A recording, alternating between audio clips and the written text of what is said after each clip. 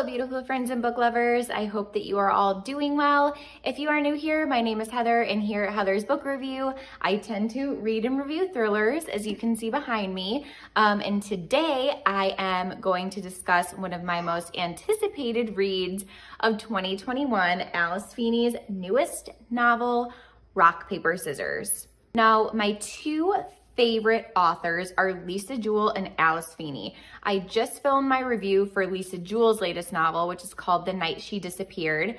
Book of the Month had both of these books available for September, but I chose to listen to The Night She Disappeared because they were released on the same day and I knew that I would want to read both of them. But if you're new here, I do have a 3-month-old son, so I knew that that was going to be to physically read two books like in the time span that I wanted to complete them was going to be next to impossible. So I chose to listen to one and read the other. So if you're unfamiliar with Book of the Month, it is a book subscription. It's $14.99 and you can choose from their 5 choices of the month. So this was their thriller choice for the month of September, so I chose this. However, once you make a choice, they have add-ons. So for example, Lisa Jewell's latest thriller novel was an add-on for only $10. And these books retail, like this one's $27.99. So a lot of people chose this as their token for the month, or their subscription. They pay $14.99 a month. So they got to choose this. And then they also bought Lisa Jewell's thriller for $10. So I mean, the book subscription is amazing. I mean, I feel like for hardcover books, you do save a lot of money. So if you're interested, I do have my referral link in the book description box below. I would appreciate it if you use that link because if you go through me and sign up for the subscription, I get a free book, which is really awesome. So anyways, let's get chatting about Rock, Paper, Scissors. I am going to read the inside flap for those of you who may not know what the book is about. So it says, think you know the person you're married to? Think again. Things have been wrong with Mr. and Mrs. Wright for a long time.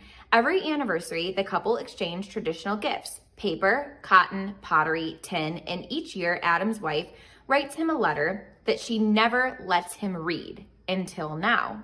Self-confessed workaholic and screenwriter Adam Wright has lived with face blindness his whole life. He can't recognize friends or family or even his own wife. And Amelia is sick of feeling unseen. When Adam and Amelia went a weekend away to Scotland, it might just be what their marriage needs. They both know this weekend will make or break their relationship, but they didn't randomly win this trip. One of them is lying, and someone doesn't want them to live happily ever after. 10 years of marriage, 10 years of secrets, and an anniversary they will never forget. So if you're at this review because you've already read the book and you want to hear my thoughts, I will link the time stamp in the book description box below for you where my book chat containing spoilers begins. However, I'm going to give you my thoughts non-spoiler right now. If you are new to Alice Feeney, she has become my favorite author. It was always a tie between Lisa Jewell and Alice Feeney. They're both amazing. If you like thrillers, you already know that. If you're trying to get into thrillers, I recommend both of those authors. However, Alice Feeney just tops it for me. Her books are always like jaw-dropping, okay? They have like jaw-dropping twists.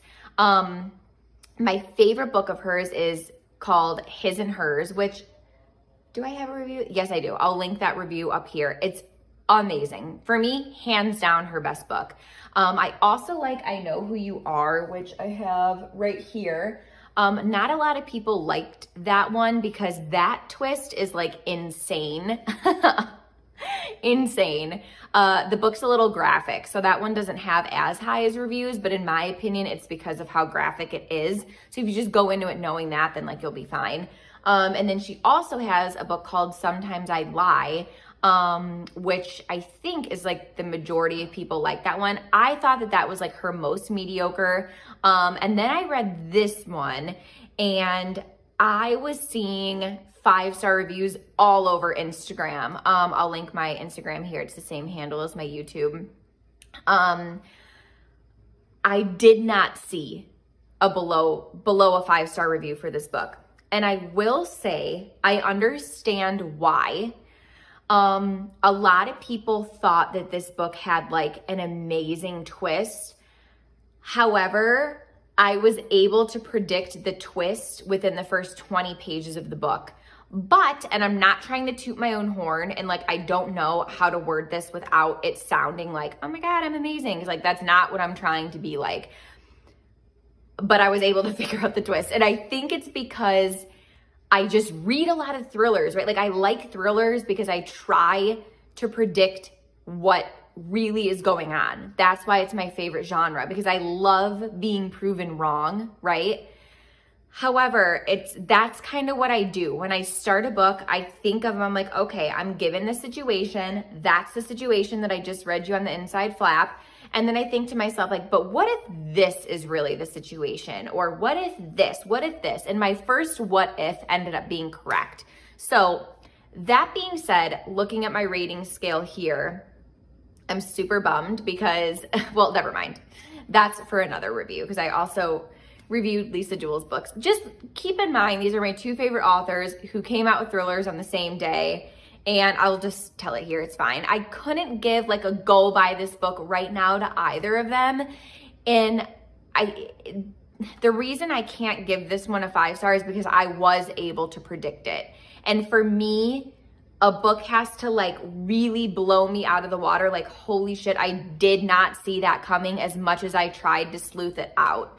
Like The Maidens, for example. That book is probably still hands down my favorite thriller this year.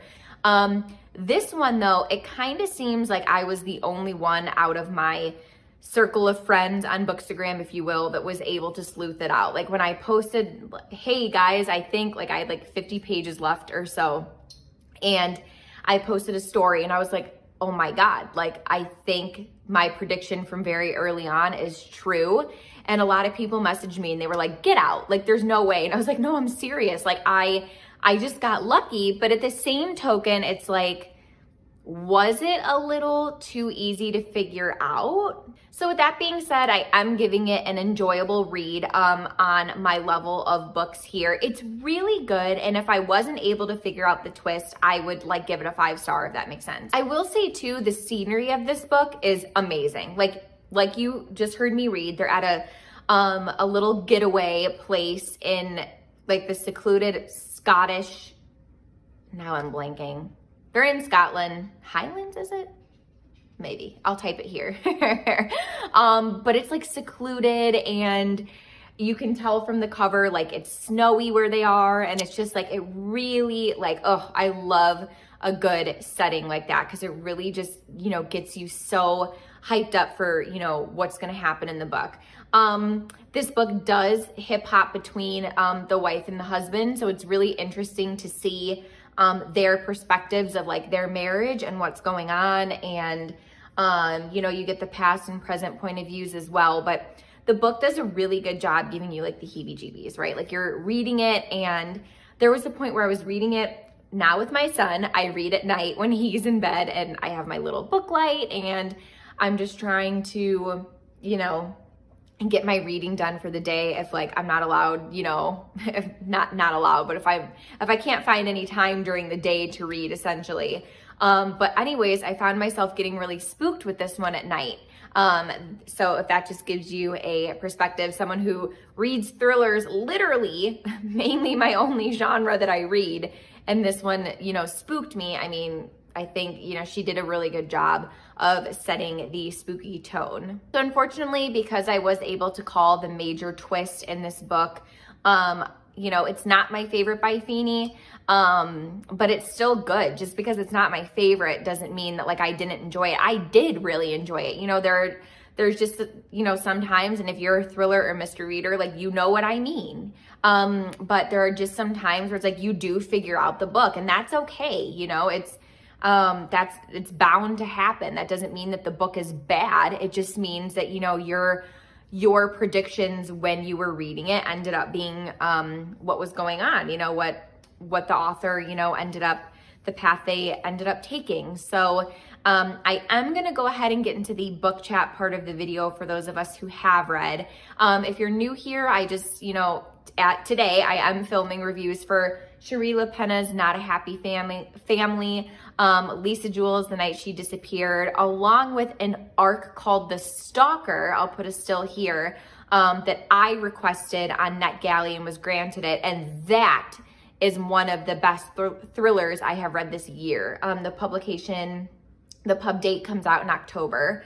I'll put the date here when it comes out, but that one I cannot wait to film the review for because it's amazing.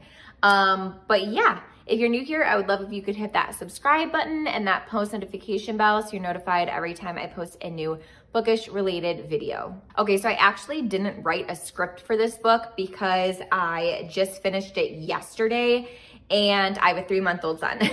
So the fact that I'm even having some time to film right now when he's sleeping feels good. But I'm kind of just gonna wing this book chat part. I will say the very first diary entry from his wife, I thought, what if this is an ex-wife?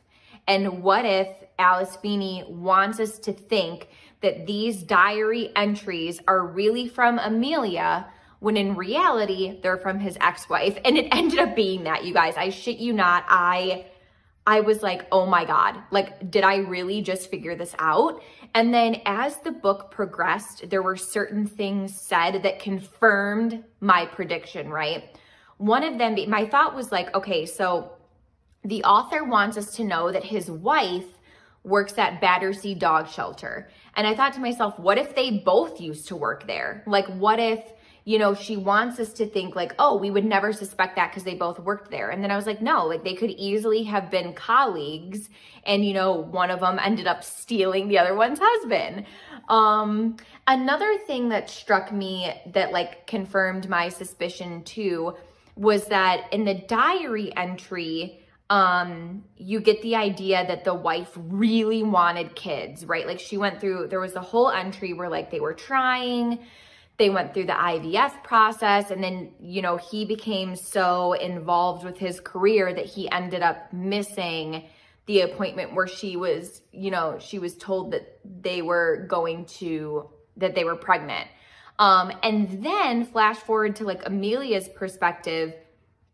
I can't quite remember like what scene it was, but you got the idea that like she just didn't want kids. And it said, it was something like that she had alluded to the fact that like they never had kids, but I got the vibe that she wasn't upset about it. And that confirmed it for me too. I was like, okay, so in one part of the book, you're dying for kids, you know, and then you get pregnant and unfortunately like they lost the baby and that part was really sad. And then you feel like her trauma in that book. And then you get to the other part of the book and you're like, okay, so she loosely mentions that they don't have kids, but like she's not upset about it.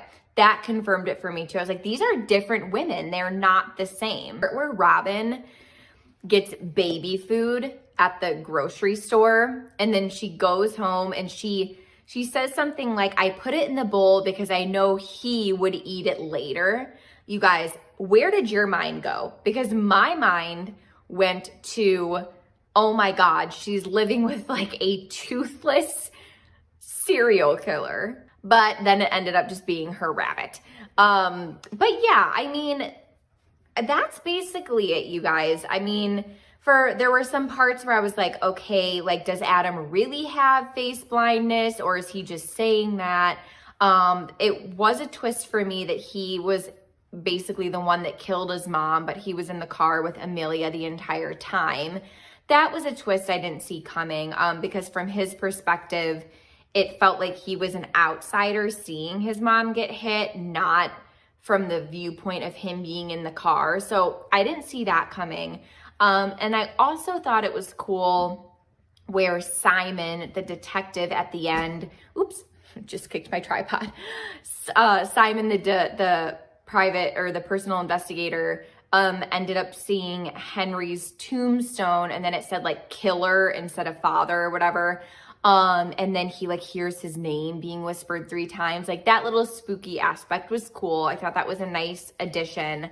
I will say, what do you guys think about, do you really think Henry was a monster and ended up cutting, Robin's hair when she was a little girl, or do you believe Henry, where Robin was a disturbed young girl? I like that Alice Feeney leaves that up to the viewer's imagination, right? Because for me, it's kind of like, so we know that Robin is disturbed, right? Like she obviously went through this whole process of getting Adam and Amelia to come to the chapel. Like she's obviously not all right in the head. So could she have been a disturbed young girl, or are we just convinced that Henry was like a terrible father to her? Part of me feels like Henry didn't really seem like, he didn't scream that to me. Like, did he end up killing the mom? I mean, I don't know. So what do you guys think? Because I don't know. Like, if I had to pick one, I would probably say like Robin was the disturbed young girl and just told people that like Henry cut her hair and everything when she was sleeping, but you know, maybe that was just how she spun it. That being said, it was still a really fun read. I just happened to predict it. And like I said, that's okay. It's going to happen when you're a thriller reader. But as always, I'll see you in my next review, and thanks so much for watching. Bye, you guys.